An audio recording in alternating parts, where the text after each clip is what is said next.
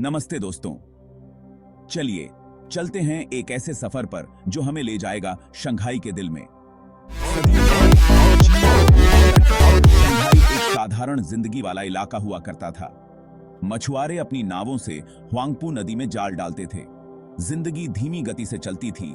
परंपराएं पीढ़ियों से चली आ रही थीं। हुआंगपू और यांगत्से नदियों के संगम पर बसा हुआ शंघाई एक महत्वपूर्ण जगह पर था। यह जगह जो कभी मछली पकड़ने वाली नावों के लिए आदर्श थी, बड़े जहाजों को आकर्षित करने लगी। साल 1842 शंघाई के इतिहास में एक महत्वपूर्ण मोड़ साबित हुआ। फर्स्ट ओपियम वॉर को खत्म करते हुए नानजिंग ट्रीटी पर हस्ताक्षर किए गए, जिसने चीन को शंघाई सहित कई बंदरगाहों को विदेशी व्यापार के लिए खोलने के लिए मजबूर कर दिया। इस घटना ने शहर की दिशा ही बदल दी और एक नए युग की शुरुआत हुई, इंटरनेशनल इन्फ्लुएंस का युग। वेस्टर्न पावर्स जो चीन के विशाल बाजार का फायदा उठाना चाहते थे, उन्होंने शंघाई में अपनी जगह बनानी शुरू कर दी।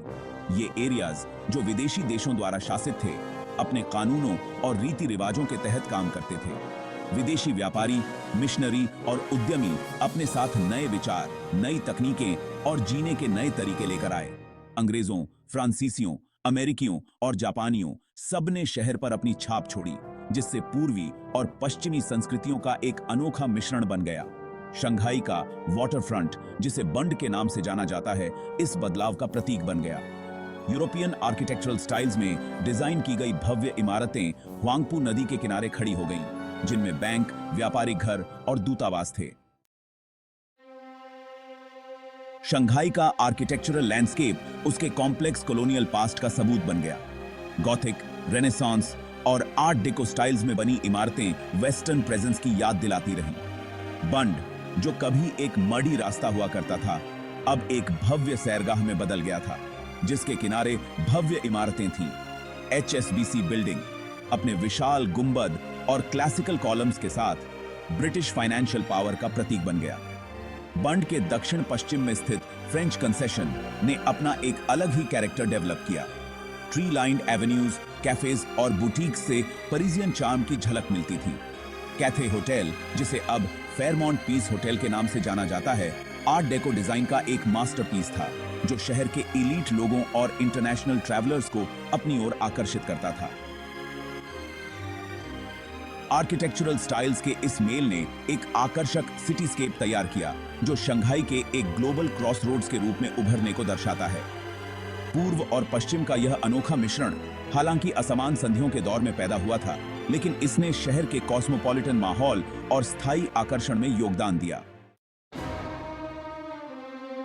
बुंद शंघाई के बदलाव का सबसे पहचानने योग्य प्रतीक बन गया। हुआंगपू नदी के किनारे फैला यह वाटरफ्रंट प्रोमेनेड शहर की महत्वाकांक्षा और ग्लोबल पावर्स के साथ उसके जुड़ाव को प्रदर्शित करता था। बंड के किनारे बनी भव्य इमारतों में वित्तीय संस्थान, व्यापारिक कंपनियां और दूतावास थे, जो दुनिया भर के देशों के हितों का प्रतिनिधित्व करते थे। कस्टम्स हाउस अपने आइकॉनिक क्लॉक टावर के साथ वैश्विक व्यापार प्रणाली में चीन के जबरन एकीकरण की याद दिलाता था। पीस होटल, जो पहले कैथे होटल था, शंघाई के ग्लैमरस पास्ट का प्रतीक था, जहां मशहूर हस्तियों, गणमान्य व्यक्तियों और साहसी लोगों का स्वागत किया जाता था। बुंड शंघाई की जटिल पहचान का एक छोटा सा रूप बन गया, जहां पूर्व और पश्चिम का मिलन होता था, परंपरा और आधुनिकता का टकराव होता था, और महत्वाकांक्षा अभूतपूर्व विकास को बढ़ावा देती थी। यह अपार धन और घोर गरीबी, अवसर और शोषण का स्थान था, जो दो दुनियाओं के बीच फंसे शहर के विरोधाभासों को दर्शाता है। सेक्शन 5, सायों में एक शहर, जापानीज ऑक्यूपेशन और उसके निशान। 1937 में सेकेंड साइनो जापानीज वॉर के शुरू होने ने शंघाई की बढ़ती समृद्धि पर एक काला साया डाल दिया। जापानी आक्रमण और उसके बाद के कब्जे ने शहर और उसके लोगों के लिए बहुत बड़ा दुख लेकर आया।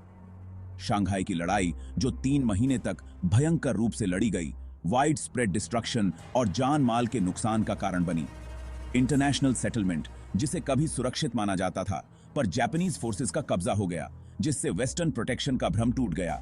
शंघाई एक विभाजित शहर बन गया, जिसके अलग अलग क्षेत्रों पर जापानियों, कोलैबोरेशनिस्ट वांग जिंगवे सरकार और विदेशी रियायतों का नियंत्रण था।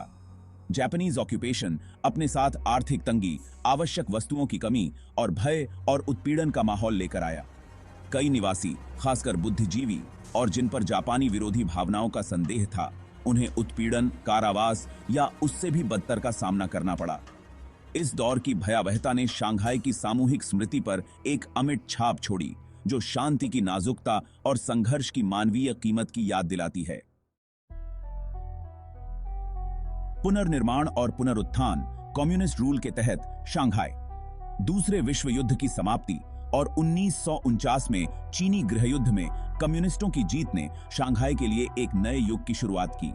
यह शहर, जो कभी पूंजीवाद और विदेशी प्रभाव का गढ़ था, अब पूरी तरह से कम्युनिस्ट पार्टी के नियंत्रण में था। शुरुआती साल समायोजन और अनिश्चितता के दौर से भरे रहे। निजी व्यवसायों का राष्ट्रीयकरण कर दिया गया और विदेशी उद्यमों को जाने के लिए मजबूर होना पड़ा। वैश्विक वित्तीय केंद्र के रूप में शहर की भूमिका अचानक समाप्त हो गई। कम्युनिस्ट सरकार ने समाजवादी परिवर्तन के एक कार्यक्रम की शुरुआत की। शंघाई ने औद्योगिक विकास और सामाजिक समानता में महत्वपूर्ण भूमिका निभाई।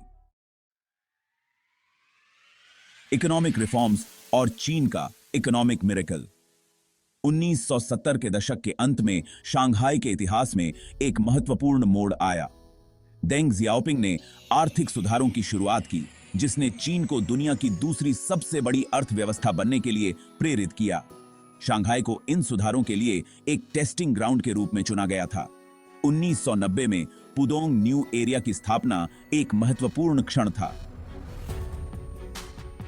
यह क्षेत्र एक विशेष आर्थिक क्षेत्र के रूप में नामित किया गया था, जो विदेशी निवेश को आकर्षित करने के लिए कर में कटौती और अन्य प्रोत्साहन प्रदान करता था।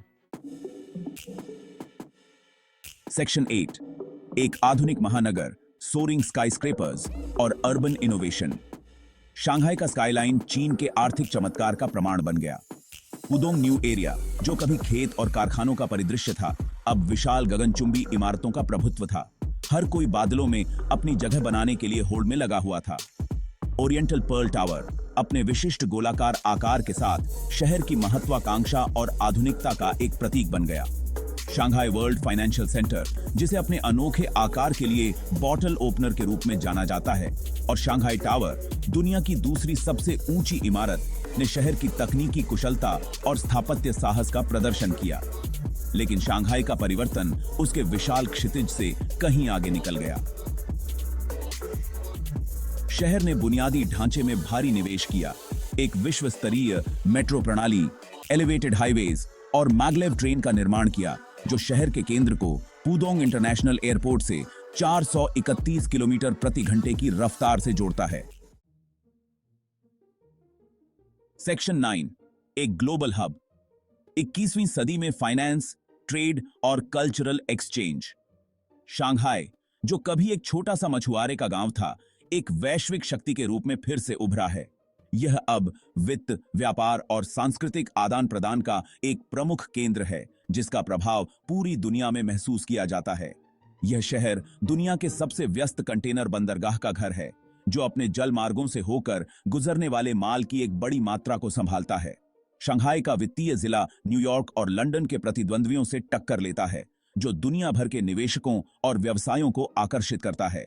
यह शहर प्रतिभाओं के लिए एक चुंबक है, जो महत्वाकांक्षी व्यक्तियों को अवसर और चीन के भविष्य में हिस्सेदारी की तलाश में आकर्षित करता है। सांस्कृतिक रूप से शंघाई एक जीवंत पिघलने वाला बर्तन है, जहां प्राचीन परंपराएं आधुनिक रुझानों के साथ सह अस्तित्व में हैं। पारंपरिक चाय घरों से लेकर अत्याधुनिक कला दीर्घाओं तक, यह शहर अनुभवों का एक समृद्ध ताना बाना प्रदान करता है।